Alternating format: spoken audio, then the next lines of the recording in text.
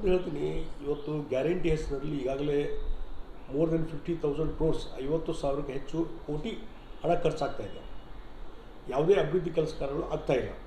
ಈ ಗ್ಯಾರಂಟಿ ನಾವು ವಿರೋಧಿದ್ದೀವಿ, ಇಲ್ಲ ವಿರೋಧಿಲ್ಲ. ಆದರೆ ನಿಮ್ಮ ಇತಿಮಿತಿಯಲ್ಲಿ ಯಾವ ರೀತಿ ಹಣಕಾಸು ನಿರ್ವಹಣೆ ಮಾಡ್ತೀರಿ ಅನ್ನುವಂಥದ್ದು ಭಾಳ ಮುಖ್ಯವಾದಂಥದ್ದು. ಈಗ ಉಚಿತವಾಗಿ ನಮ್ಮ ವಿದ್ಯಾರ್ಥಿಗಳಿಗೆ ಬಸ್ ಉಚಿತವಾಗಿ ಇದು ಮಾಡ್ತಾಯಿದ್ದಾರೆ, ಪ್ರವಾಸ ಮಾಡ್ತಾಯಿದ್ದೀರಿ. ಪ್ರಯಾಸ ಮಾಡಲಿಕ್ಕೆ ಇವತ್ತು ಅವಕಾಶ ಕೊಟ್ಟಿದ್ದೀರಿ, ಉಚಿತವಾಗಿ ಪ್ರಯಾಣ ಮಾಡಲಿಕ್ಕೆ ಅವಕಾಶ ಕೊಟ್ಟಿದ್ದೀರಿ. ಆದರೆ ಇವತ್ತು ಏನು ಸಾರಿಗೆ ಸಂಸ್ಥೆಗಳಿದಾವಲ್ಲ, ಈಶಾನ್ಯ ಸಾರಿಗೆ ಸಂಸ್ಥೆಗಳು, ವಾಯು ಸಾರಿಗೆ ಸಂಸ್ಥೆ ಇರ್ಬೋದು, ಬೆಂಗಳೂರಿದ್ದು ಇರ್ಬೋದು, ಎಲ್ಲವೂ ಲಾಸ್ನಲ್ಲಿದ್ದಾವೆ.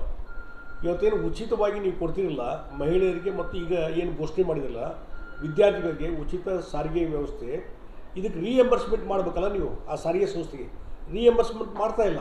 ಹೀಗಾಗಿ ಸಾರಿಗೆ ಸಂಸ್ಥೆಗಳು ಪೂರ್ತಿ ಸೋರಿಕೆಯಾಗಿ ಅಥವಾ ಕಂಪ್ಲೀಟ್ ಲಾಸ್ನಲ್ಲಿ ಬಂದು ಮುಚ್ಚಿ ಹೋಗುವಂಥ ಪರಿಸ್ಥಿತಿ ನಿರ್ಮಾಣ ಆಗಿದೆ. ಇದಕ್ಕೇನು ಉತ್ತರ ಅನ್ನುವಂಥದ್ದು ಪ್ರಶ್ನೆ ಇದೆ. ಮತ್ತು ಇನ್ನೊಂದು ಭಾಳ ಮುಖ್ಯವಾಗಿ ಡೇ ಟು ಡೇ ಡೆವಲಪ್ಮೆಂಟ್ ಕೆಲಸ. ಈಗ ಒಂದು ಉದಾಹರಣೆ ಕೊಡ್ತೀನಿ ನಿಮಗೆ. ಬೆಳಗಾವಿ, ಕಿತ್ತೂರು, ಧಾರವಾಡದವರೆಗೆ ಲ್ಯಾಂಡ್ ಎಕ್ವಿಷನ್ ಎಲ್ಲ ಪ್ರೊಸೆಸ್ ಮುಗಿದದ. ನೀವು ಪರಿಹಾರಧನ ಕೊಡಬೇಕು. ಸುಮಾರು 400-500 ಕೋಟಿ ಹಣ ಪರಿಹಾರಧನ ಕೊಡಬೇಕು. ನೀವು ಜವಾಬ್ದಾರಿ ತೊಗೊಂಡಿರಿ, ಅಂದರೆ ಪರಿಹಾರಧನ ಕೊಡಲಿಕ್ಕೆ ನಿಮ್ಗೆ ಹಣ ಇಲ್ಲ ನಿಮ್ಮ ಕಡೆ.